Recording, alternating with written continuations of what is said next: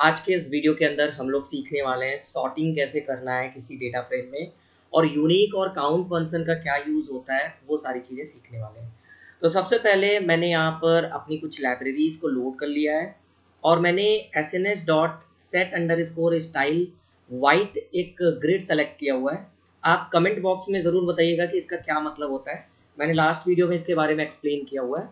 And मैंने Titanic data set को load किया load under score data set use करके।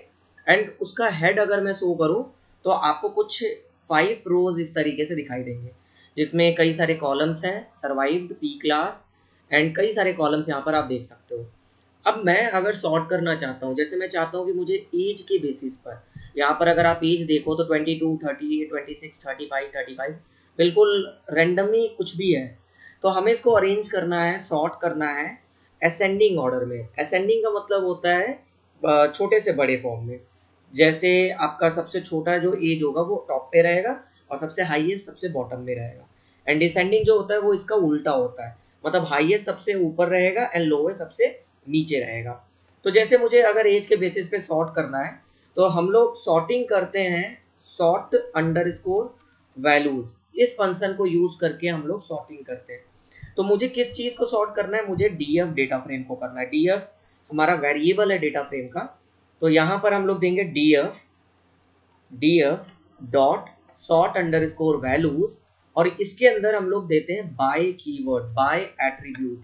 बाय के अंदर हमें अपना कॉलम देना होता है, जैसे हमें एज देना है तो सिंगल कोट या डबल कोट के अंदर आप अपने कॉलम का नेम देते हैं।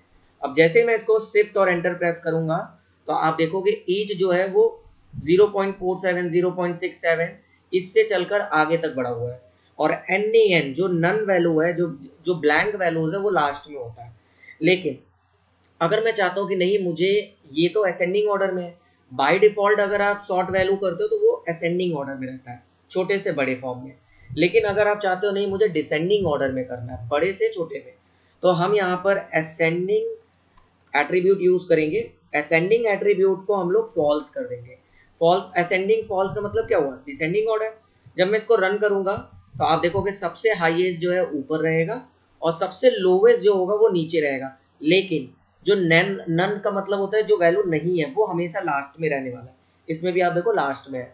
और अगर आप यहाँ पे ट्रू कर देते हो, जो कि बाय डिफॉल्ट होता है असेंडिंग ऑर्डर, तो ट्रू करोगे तो भी असेंडिंग ऑर्डर में आपका वर्क करेगा। तो इस तरीके से हम लोग अपने किसी भी कॉलम के बेसिस पर सॉर्ट कर सकते हैं अपने पूरे डेटा फ्रेम को। बट मैं चाहता हूँ कि नहीं, मुझे एक डेटा फ्रेम एक कॉलम के बेसिस पर नहीं, 2 कॉलम के बेसिस पर डेटा फ्रेम को सॉर्ट करना है। यहाँ पर मैंने इसको सॉर्ट किया और इसको एक ए वैल्यू के अंदर मैंने स्टोर कर लिया। एंड ए डॉट हेड करता हूँ, ए डॉट हेड।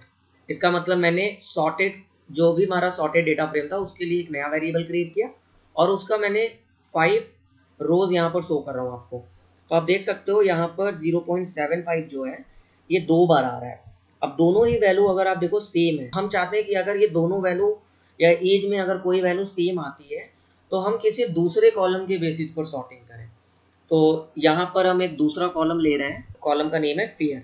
मैंने यहाँ पर किया df dot sort under score values and by keyword के अंदर हमें लिस्ट पास करना होगा। आप चाहो तो सिंगल कॉलम के लिए भी लिस्ट पास कर सकते हो। आप चाहो तो केवल ऐसे भी लिखोगे तो सिंगल कॉलम वर्क करेगा, आप ऐसे भी लिखोगे तो भी सिंगल कॉलम वर्क करेगा। बट मल्टीपल कॉलम के लिए आपको यहाँ पर लिस्ट देना ही पड़ेगा। तो मेरा दूसरा कॉलम है फेयर। बट यहाँ पर अगर हम ध्यान से देखें तो फेयर की भी वैल्यू सेम ही है। तो ठीक है, हम फेयर ही लेते हैं। एंड इसके बाद हम असेंडिंग कीवर्ड ले लेते हैं। अब जैसे अगर असेंडिंग में अगर मैंने फॉल्स कर दिया तो दोनों के दोनों जो होंगे मेरे, एज भी मेरा और फेयर भी मेरा, दोनों डिसेंडिंग ऑर्डर में होगा। अगर मैं इसको रन करूं तो आप देख सकते हो ये भी डिसेंडिंग ऑर्डर में है। और अगर इसका मैं हेड शो करूं, केवल आपको हेड, तो अगर आप यहाँ पे देखो तो 71, 71, 71, 71 सेम था। तो मतलब पहले तो एज को इसने क्या किया, डिसेंडिंग ऑर्डर में किया, यानी कि हाईएस्ट सबसे ऊपर है, लोवेस्ट नीचे है। लेकिन 71, 71 जहाँ सेम है वहाँ पर इसने फेयर को डिसेंडिंग ऑर्डर में ले लिया। तो 49 ऊपर हो गया एंड 34 नीचे हो गया। लेकिन ऊपर की चीज़ें देखोगे वो एकदम इसी के बेसिस पर है, एज के बेसिस पर है। तो आपको ये ध्यान रखना है कि सेकेंड कॉलम का जो रोल होता है वो तब आता है जब उस एज कॉलम के अंदर वैल्यू सेम होता है, तो इसलिए हम लोग करते हैं। लेकिन अगर मैं यहाँ पर, अगर मैंने यहाँ ब्रैकेट में फॉल्स दे दिया एंड इसको ट्रू दे दिया, एज को ये सॉर्ट करेगा डिसेंडिंग ऑर्डर में क्योंकि असेंडिंग फॉल्स लिखा हुआ है, लेकिन फेयर को जो होगा ये असेंडिंग ऑर्डर में करने वाला है। तो अगर मैं इसको रन करके आपको दिखाऊं तो देखिए क्या होने वाला है। अब आप अगर ध्यान से देखिए, एज जो है वो मेरा डिसेंडिंग ऑर्डर में है, हाईएस्ट टू लोएस्ट, लेकिन जहां पर ये वैल्यू सेम है 71 वहां पर फेयर को इसने क्या कर दिया है, असेंडिंग ऑर्डर में कर दिया, मतलब लोवेस्ट ऊपर है और हाईएस्ट नीचे है। देखो जैसे ये इम्बार्क टाउन है, इम्बार्क टाउन है हमारे पास, इसको मैंने कॉपी कर लिया एंड यहाँ पर मैंने डीएफ स्क्वायर ब्रैकेट के अंदर अपना कॉलम का नेम दिया इम्बार्क टाउन और डॉट देकर मैंने यूनिक दे दिया, यूनिक फंक्शन। तो इससे हमें पता चल जाएगा कितनी यूनिक वैल्यूज है। तो आप देखोगे ये 1 2 3 और ये नन वैल्यू, मतलब कुछ भी नहीं, 4 वैल्यूज ऐसे हैं जो इसके अंदर आए हुए हैं। तो मैं इसी कॉलम को यहाँ से कॉपी कर लेता हूँ, डी एफ इम्बार्क टाउन और डॉट यूज करेंगे n unique, n unique, unique shift enter करते हैं। तो आप यहाँ पे देख सकते हो 3 आएगा, मतलब साउथहैम्पटन, शेरबॉर्न, क्विंसटन, और एन जो होता है वो काउंट नहीं किया जाएगा। तो 3 कॉलम ऐसे हैं जो यूनिक है, इस ये नंबर ऑफ जो यूनिक कैटेगरीज है उनका आता है। लेकिन मैं चाहता हूँ कि मुझे काउंट करना है कि पर्टिकुलर कैटेगरीज में कितने काउंट आ रहे हैं। तो उसके लिए हम लोग value under score counts use करते हैं, काउंट्स फंक्शन।